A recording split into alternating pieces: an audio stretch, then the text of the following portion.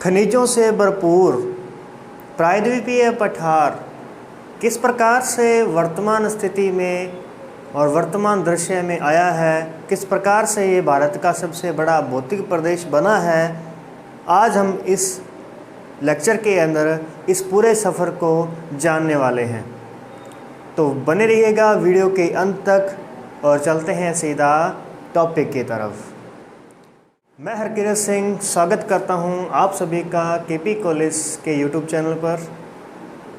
और आज की क्लास के अंदर हम प्रायद्वीपीय पठारों की उत्पत्ति, विस्तार और विभाजन के बारे में चर्चा करने वाले हैं। जितना ज़्यादा इसमें टॉपिक में हो सकेगा और क्लियर हो सकेगा हम उसे अच्छे तरीके से करने की कोशिश करेंगे। प्रायद्वीपीय पठार, सबसे पहले हम लेते हैं इसकी उत्पत्ति को।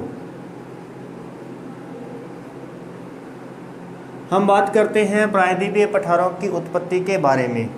तो उत्पत्ति से पहले ध्यान रखना है अपने को कि ये जो प्रायद्वीपीय पठार है ये सिर्फ एक ही क्रम में इसकी उत्पत्ति नहीं हुई है। अगर हम, क्योंकि जो निर्माण क्रम के जो युग है ना उन्हें अलग अलग भागों में डिवाइड किया गया है, जिन्हें महाकल्प कहा जाता है। महाकल्प। अब इस प्रकार से अगर हम महाकल्प देखें तो महाकल्पों को आगे कल्प यानी युगों में बांटा गया है।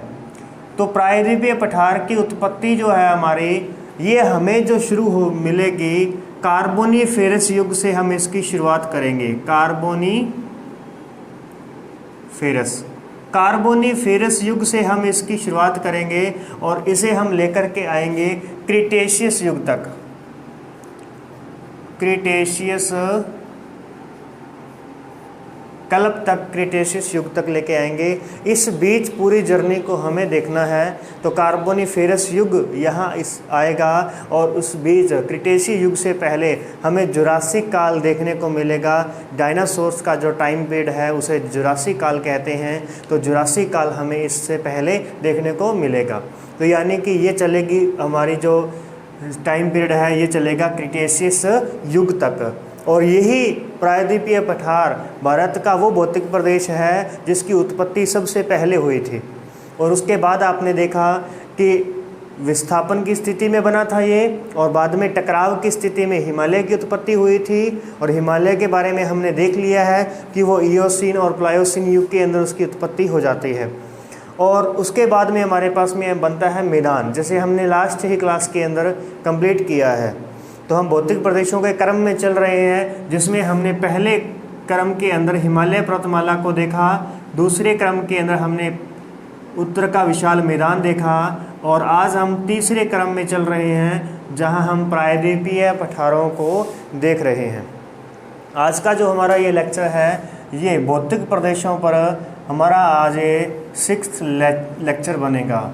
तो चलिए शुरू करते हैं। तो उत्पत्ति का टाइम हमने देख लिया है। अब ये जो उत्पत्ति का समय है ये अलग अलग हमें आगे बांटना होगा, क्योंकि प्रायद्वीपीय पठार ऐसा नहीं कि इस बीच एकदम से बन गए थे। उसके जो वर्तमान में जो हम प्रायद्वीपीय पठार जैसे हम कहते हैं, जिसे हम डक्कन ट्रैप कहते हैं, डक्कन ट्रैप यानी कि लावा पठार कहते हैं, लावा पठार कहते हैं। ये लावा पठार तो बहुत ही लास्ट में जनरेट हुआ था, ये तो सबसे अंत में लावा का उद्गमन हुआ था और उससे लावा का विस्तार हुआ।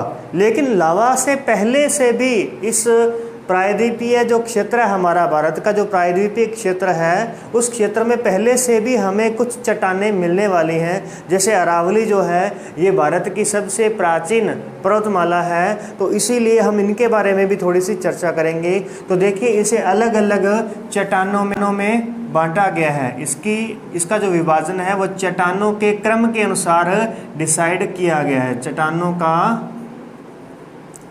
क्रम।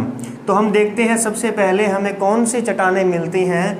तो सबसे पहले हम देखेंगे हमें आर्कियन क्रम की चट्टानें देखने को मिलेंगी। आर्कियन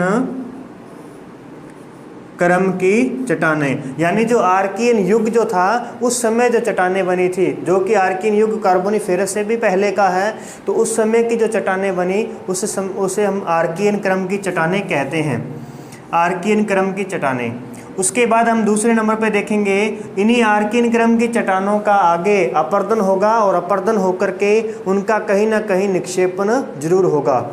तो तब हमें मिलेंगी धारवाड़ क्रम की चट्टानें हमें मिलेंगी।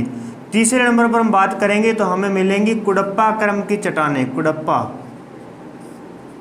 कुडप्पा क्रम की चट्टानें।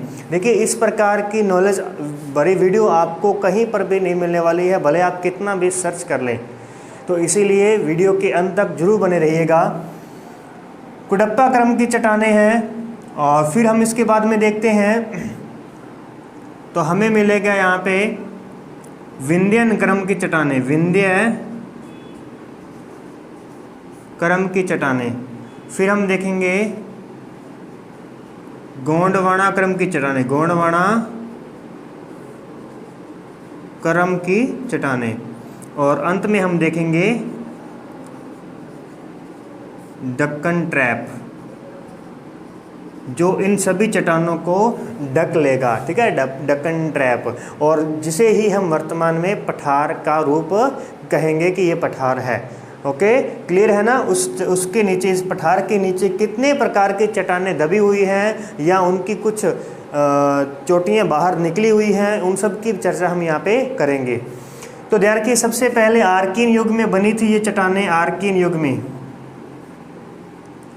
आर्कियन युग के अंदर ये चट्टानें बनती हैं। ये इन चट्टानों के अपरदन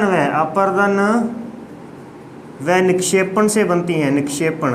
तो ध्यान रखिएगा, जो चट्टानें अपरदन और निक्षेपण से बनती हैं ना, तो ये चट्टानें कैसी होती हैं? परतदार होती हैं, परतदार चट्टानें होती हैं। अगर आपसे पूछा जाए कि मैदानों जो है, मैदानों की जो उत्पत्ति हुई है वो किस प्रकार की चट्टानों से है, तो वो भी परतदार कहलाएंगी, क्योंकि टेथिस सागर के अंदर हमने देखा था परतें बनाई थी। आर्कियन युग की जो चट्टानें हैं ये किससे बनी हैं? आग्नेय चट्टानें हैं। ये सब सारी की सारी आग्नेय चट्टानें हैं, आग्नेय चट्टानें। इसका मतलब हमें इन चट्टानों से जो खनिज मिलने वाले हैं वो किस प्रकार के रहेंगे? तो धात्विक और अधात्विक। ज़्यादातर हमें कौन से खनिज मिलेंगे यहाँ पे? धात्विक खनिज मिलेंगे, धात्विक। और जो अवसादी चट्टानें होती हैं, अवसादी चट्टानें, उनसे हमें जीवाश्म ईंधन प्राप्त होता है, जीवाश्म ईंधन, क्योंकि उसके नीचे अवसाद है, उसके नीचे कुछ ना कुछ तो दबेगा ही। तो अगर वो जीवाश्म है, जीवाश्म यानी कि जीव है, यानी कि जैविक तत्व अगर नीचे दब जाते हैं तो उनसे हमें जैसे कोयला, पेट्रोलियम और प्राकृतिक गैस, ये सब उससे मिलेगा। इसीलिए उन सब चीज़ों को समझने से पहले आपको एक बार अच्छी तरीके से भारत के भौतिक प्रदेश कंप्लीट समझ में आने चाहिए। ओके, चलते हैं आगे। अपरदन और निक्षेपण से बनी। इसी बीच हम देखते हैं तो कुडप्पा क्रम की चट्टानें जो हैं ये भी धारवाड़ के अपरदन और निक्षेपण से बनती हैं, अपरदन और निक्षेपण से बनती हैं। विंध्यन क्रम की जो चट्टानें हैं, विंध्यन क्रम की चट्टानें, ये बहुत ही पुरानी चट्टानें हैं। विंध्यन क्रम की चट्टानों को देखें तो ये कुडप्पा क्रम की चट्टानों के बाद, इनका कुडप्पा क्रम की चट्टानों के बाद इनकी उत्पत्ति हुई है, गोंडवाना क्रम की चट्टानों की बात करें तो ये हमें मिलेगी कार्बोनिफेरस युग से लेकर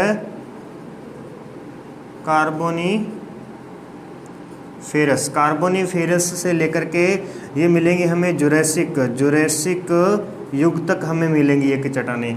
और अंत में मिलेंगी ये डक्कन ट्रैप जो है, ये क्रिटेशियस युग में मिलेंगी। तो देख सकते हैं आप, हमने जो शुरू किया था प्रायद्वीपीय पठारों को, वो कार्बोनिफेरस से लेकर के क्रिटेशियस युग तक का था। और ये सारा का सारा जो है हमारे पास देखो, गोंडवाना क्रम की चट्टानें कार्बोनिफेरस से लेकर के जुरासिक तक बनी, और जुरासिक के जस्ट आगे कौन आएगा? क्रिटेशियस युग आएगा। तो ये अंत में जो बनने वाला है इसे हम पठार कहते हैं। और उसके नीचे ये इस प्रकार की चट्टानें दबी हुई हैं, यानी ये उससे भी पहले का स्थिति है, ये वाली जो स्थिति है। क्लियर है? तो यहाँ तक देखिएगा। अब हम देखते हैं जो आर्कियन क्रम की जो चट्टानें हैं, इसका उदाहरण रूप हमें कहाँ मिलेगा? तो ये मिलने वाला है बुंदेलखंड का पठार, बुंदेलखंड में मिलेगा, और दूसरा हमें मिलेगा यहाँ पे नीलगिरी, नीलगिरी के अंदर, नीलगिरी में नीलगिरी मिलेगी। धारवाड़ क्रम की चट्टानों की बात करते हैं तो यहाँ हमें मिलेगी अरावली,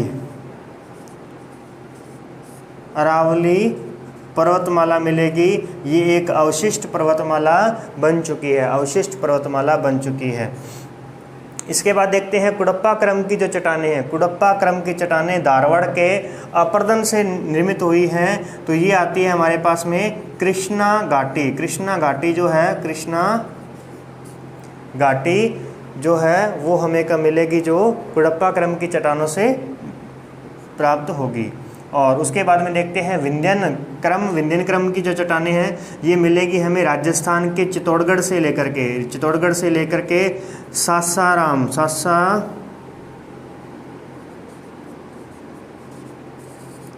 सासाराम बिहार, सासाराम बिहार तक हमें ये चट्टानें मिलेंगी। पश्चिम से लेकर पूर्व तक तिरछी चट्टानें हमें ये मिलेंगी देखने को। और उसके बाद में आता है ये दामोदर महानदी, गोदावरी, इस क्षेत्र में जो चट्टानें मिलेंगी अपने को वो गोंडवाना क्रम की चट्टानें होंगी। और गोंडवाना क्रम की जो चट्टानें हैं इसमें हमें रेंगने वाले जीवों के अवशेष, जीवावशेष इसमें मिलते हैं, अवशेष मिलते हैं इसके अंदर।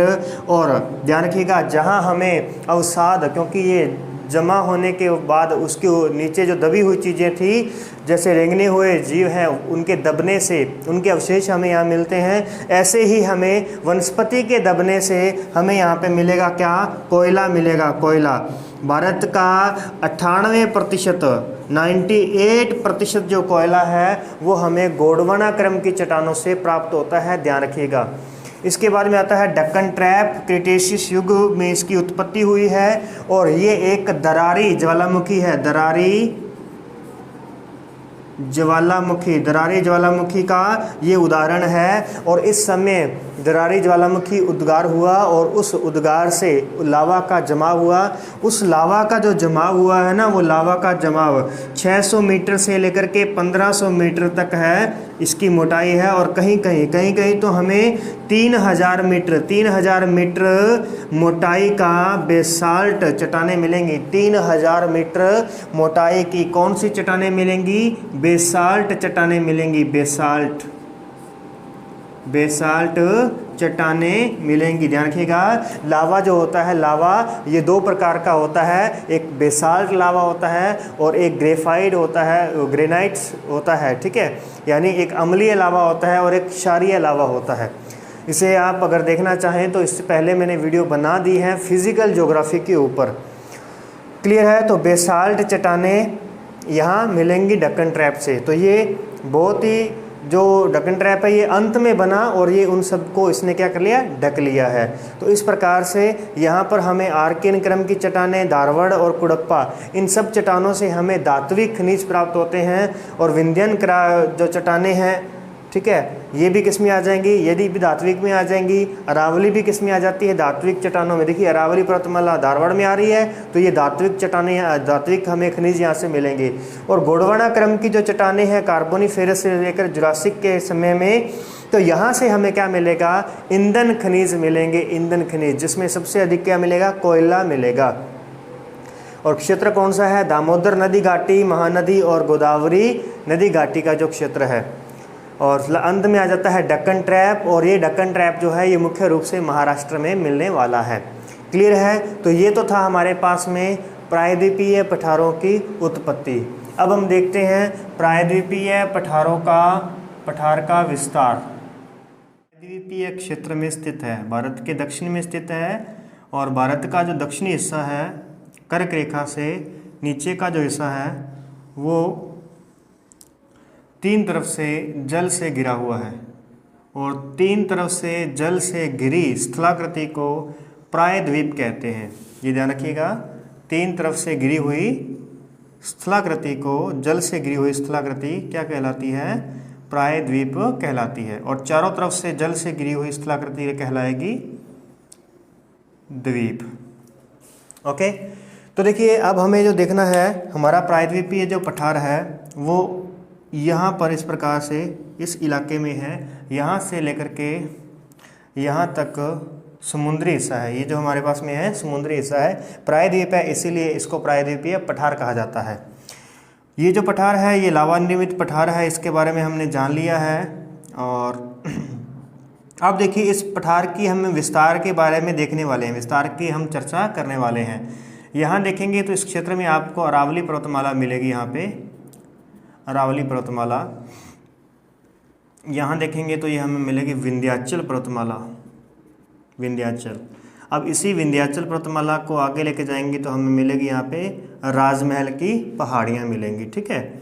और राजमहल की पहाड़ियाँ, और उसके बाद में नीचे आते हैं तो इस तरफ हमें जो मिलेगा ये मिलेगा पूर्वी घाट। ये क्या आ जाएगा, पूर्वी घाट आ जाएगा यहाँ पे हमारे पास, पूर्वी घाट, ओके।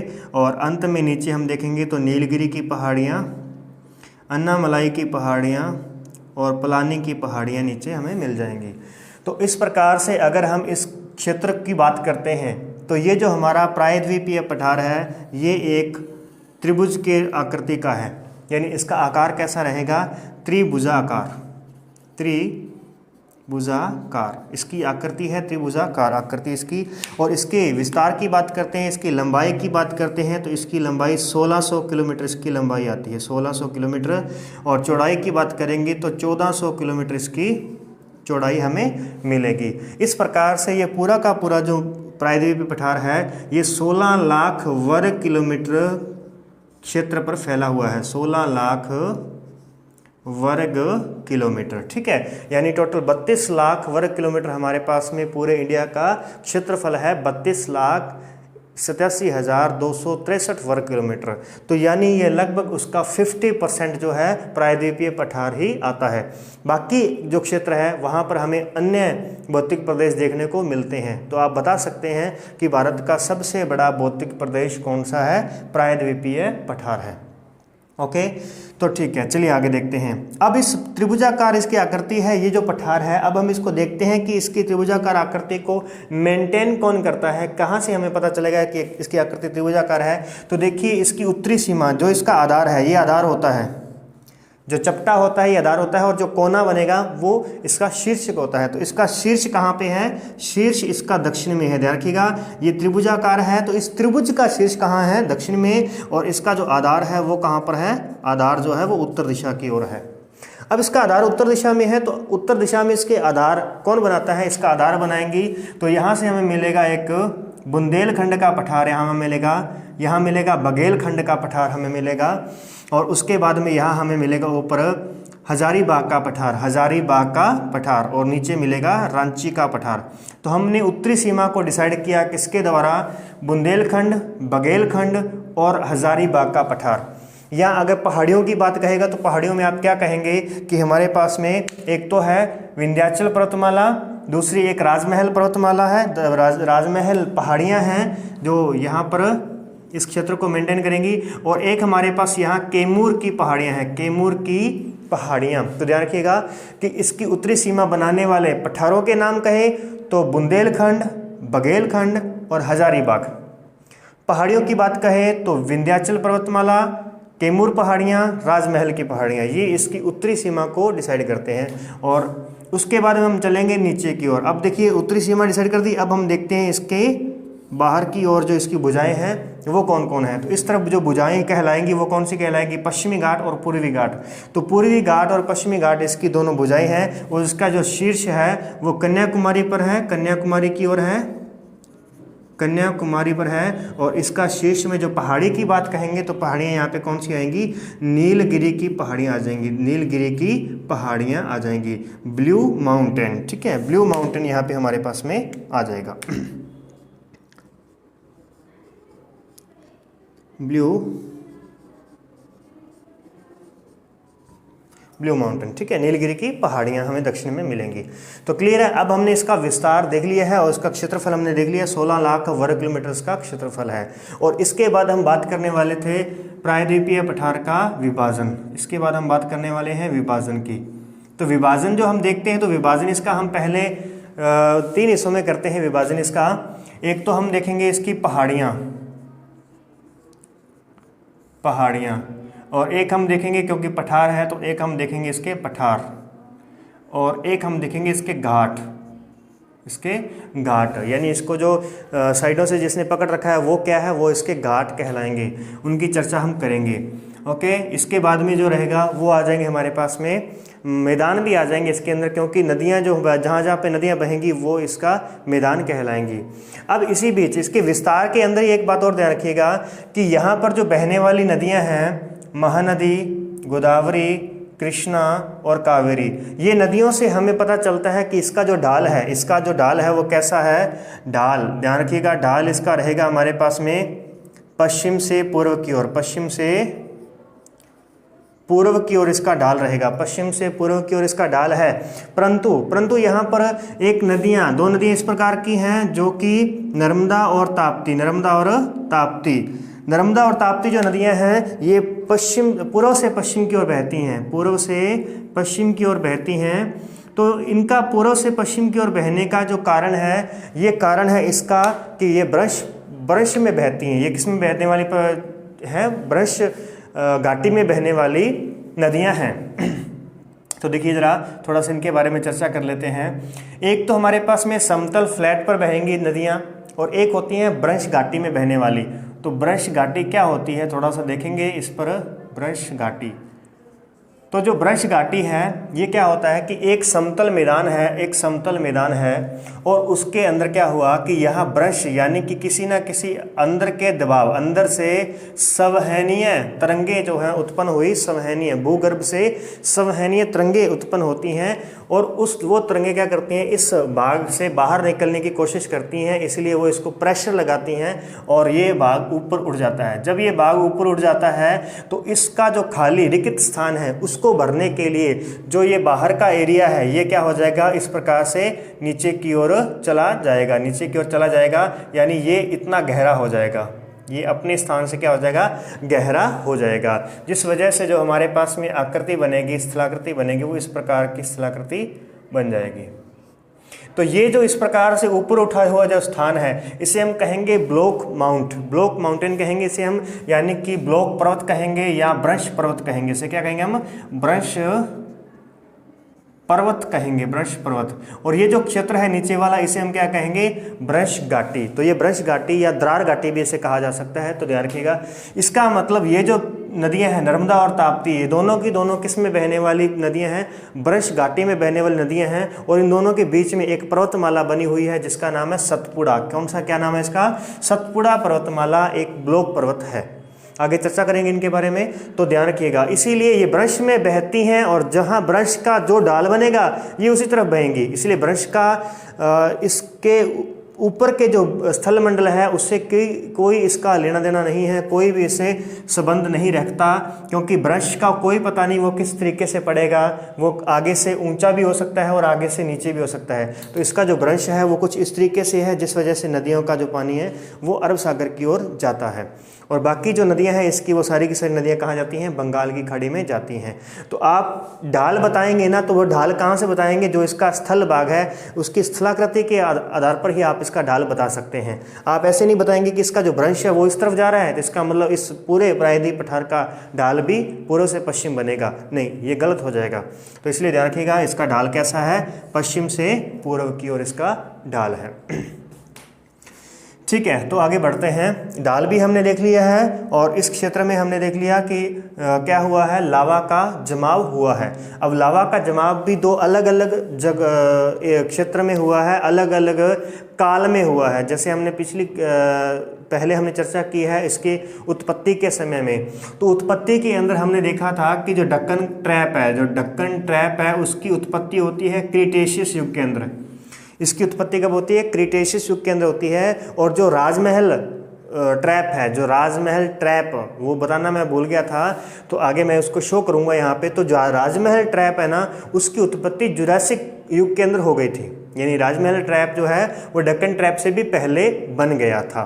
क्लियर है ना, इस बात को नोट कर लीजिएगा।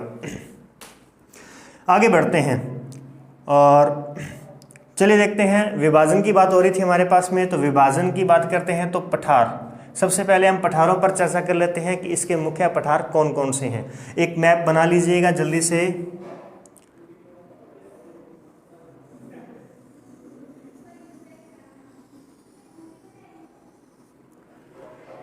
तो यहाँ पठार बनाता हूँ मैं। पठार हमारे पास जो रहेंगे वो कौन कौन से हैं, तो देखिए सबसे पहले कुछ इस क्षेत्र में पठार मिलेगा हमें। ये आ जाएगा हमारे पास में मालवा का पठार, मालवा का पठार। मालवा के पठार के बाद में आ जाएगा बुंदेलखंड, बुंदेलखंड।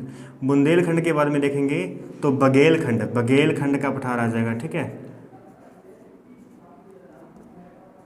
बघेलखंड, बघेलखंड का पठार आ चुका है। बघेलखंड के पठार के बाद में देखेंगे तो आएगा हमारे पास में छोटा नागपुर का पठार, छोटा नागपुर का पठार,